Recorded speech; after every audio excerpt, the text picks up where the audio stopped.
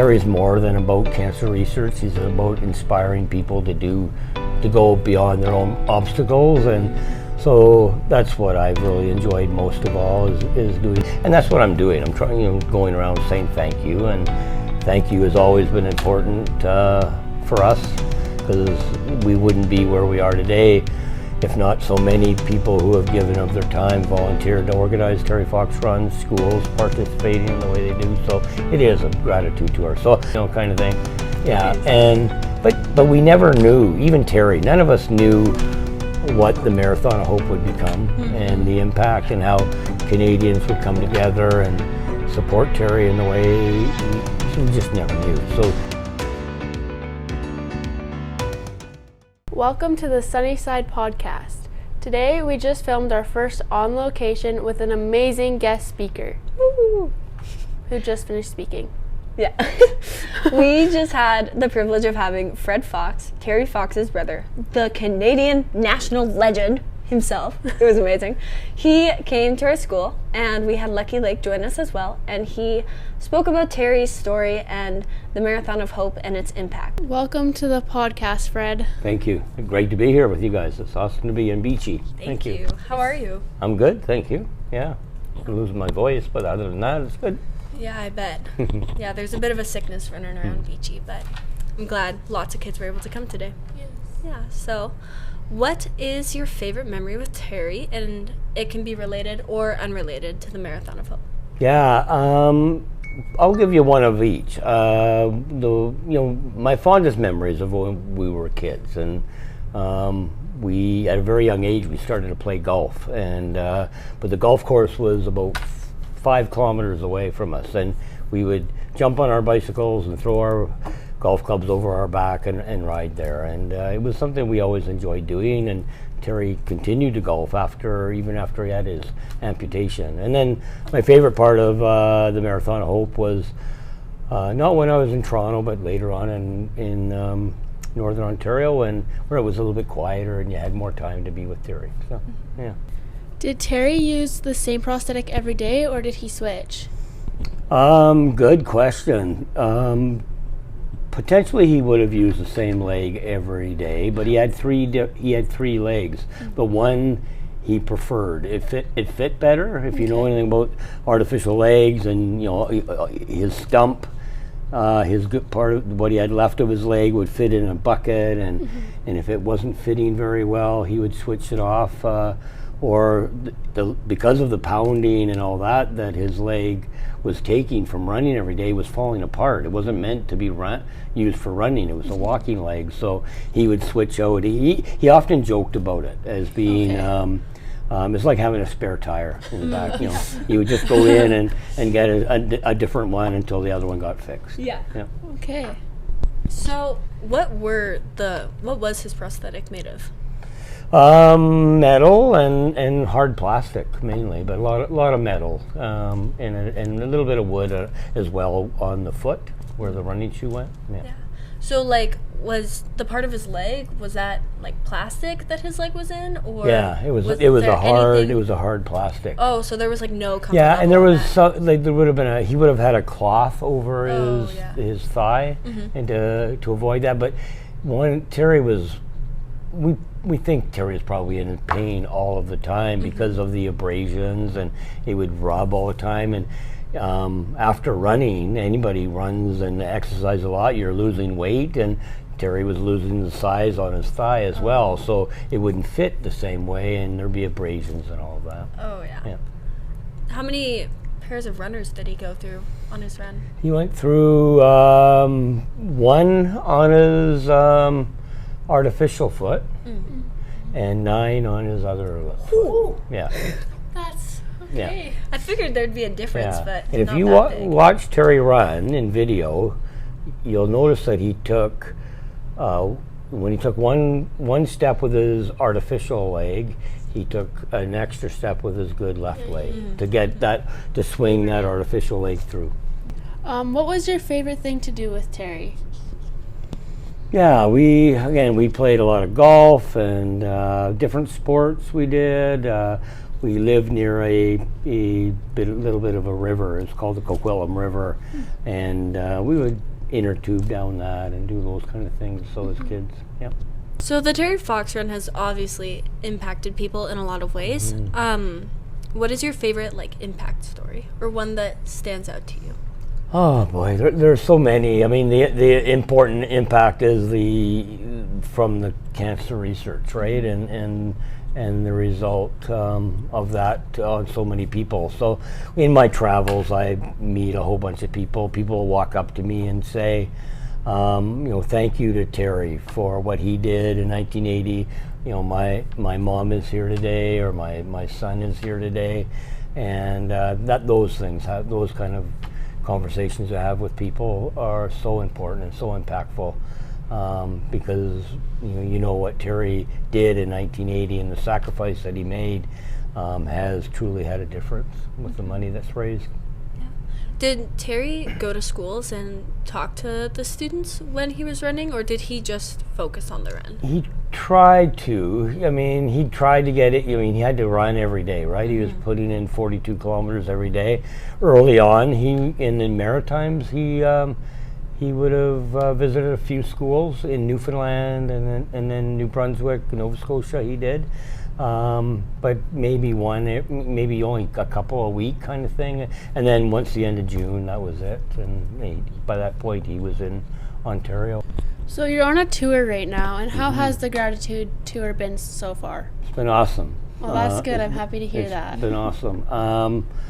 I've been away now for about 12 days. I was in Toronto. I flew to Toronto on the March 22nd and was visiting schools between Toronto and London, Ontario, and then flew to Saskatoon on Sunday the 29th, and visiting Davidson, and I was in Outlook and here in Beechy as well. So, as well as Kenaston, and where else was I? I was in that's Dinsmore. I was in Dinsmore. I don't want to forget anybody now.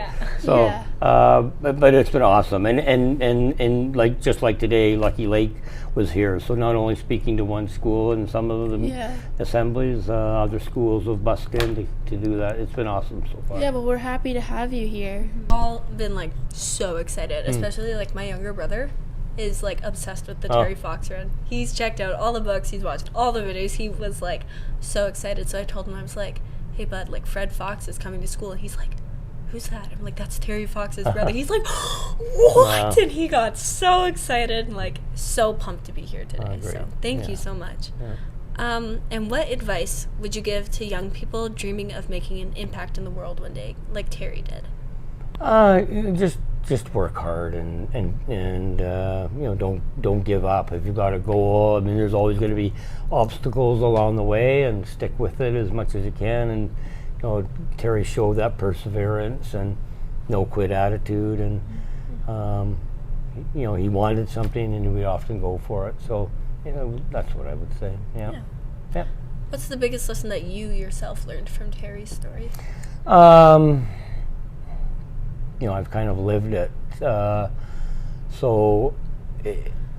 the biggest lesson is just how the impact. It never gets old to hear people come up to you and tell you what they think of Terry and what he's meant to them. And Terry's more than about cancer research. He's about inspiring people to go beyond their own obstacles. And so that's what I've really enjoyed most of all is doing that, and knowing you guys obviously weren't born 46 years ago, but you're still interested in Terry Fox, and your school is still doing fundraising, and parents probably weren't born 46 years ago either. So it's amazing the legacy and what Terry's done, and that's what's the best part about this whole thing. So. Where else do you have to go for the gratitude tour? Is it called the gratitude tour? It's kind of, somebody else has called that. I haven't really called it that, but it is. But it's exactly what I'm doing. It is. It's in my notes and all that. Somebody at the foundation has, and that's what I'm doing. I'm trying, going around saying thank you, and thank you has always been important for us, because we wouldn't be where we are today if not so many people who have given of their time, volunteered to organize Terry Fox runs, schools participating in the way they do. So it is a gratitude to her. So I mean, I'm visiting more areas, more schools in this area. Going to be in Kindersley at one point, and all of that. Start in Kyle tomorrow, and but I get to go home for Easter, and then I'm in Manitoba visiting schools, and then in Alberta visiting schools, and by the end of May, when I'm done this tour, I'll be in the Maritime provinces. Oh, so, wow. Yeah. Do you still have like the book that you said he wrote in every day? Yeah, we do. And I don't know if you guys noticed in the one image that where Terry is collecting the Atlantic Ocean water, that bottle, it's a big clear bottle. We have that as well. So those were kind of the two most, to our mom, that for some reason, but the two most precious items to her. She kept everything. Our mom kept everything from the time we were little kids. I have all kinds of stuff from when I was a baby and all that, and she had all the Terry stuff. But everything from the Marathon of Hope, she collected as well, and kept it in a top drawer when Terry was still alive, in his top drawer. And then, when Terry passed, she kept this stuff. My mom passed in 2011, and so we're now trying to find where she's put stuff, and we couldn't find the journal that Terry wrote in, and we couldn't find the bottle of water, and we found the bottle of water in a clothes hamper for dirty clothes at the very bottom, buried with blankets and everything else, and it was stuck in a closet. So, and then the journal was a really deep, long linen closet. And she had wrapped it up in towels and thrown it back there, and it took us a couple of weeks to find these things. But she figured that if anybody broke in the house, they were never going to find that stuff. Cause, the sure plan worked. It did. So today they're in the museum in Victoria. Okay. So, What was the process like for you? Like, did you help him relearn how to walk and to run? Like, were you with him in those stages? Or? He when Terry had to learn how to walk again after being fitted with an artificial leg, he went to a rehab center in Vancouver, and they worked with him on that. So, he was in good shape. He was an athlete, so that kind of stuff came naturally. So it didn't take him long. And then when it came to the running thing, he did all of that on his own, because he wasn't telling too many people that's what he was about to do. So, but he did that late at night, and figured it out himself. So, What was your reaction when he first told you that he wanted to start the Marathon of Hope? Yeah, totally different than our moms.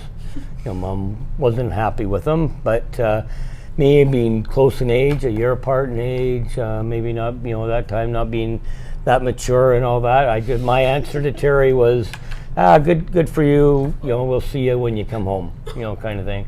Yeah, nice. But we never knew. Even Terry, none of us knew what the Marathon of Hope would become, and the impact, and how Canadians would come together and support Terry in the way we just never knew. So we thought it would just be something he'll run across Canada, raise money, get home, and that'll be it. But it became so much bigger than that. Yeah, that's so cool. Did you see Terry often when he was like running the marathon? No, like the first time just on TV. And TV wasn't, back in 1980, wasn't what it is today, where there was only a handful of TV stations, and mainly it was on CBC. So you tune in and watch the news late at night to see a clip of Terry running or a story. So I never saw Terry run when he was back home training, and first time I saw him run was on a CBC newscast, and then I finally got to run with Terry in Toronto. So when I flew to Toronto, that would have been an awesome experience. Yeah, it was pretty cool to do that. So yeah. Well, thank you so much, Fred, for being on the podcast. We really appreciate it. Oh, thank you. It's been awesome. It's been awesome to chat with you guys. Thanks. Yeah, thank you guys for listening, and we'll see you on the sunny side.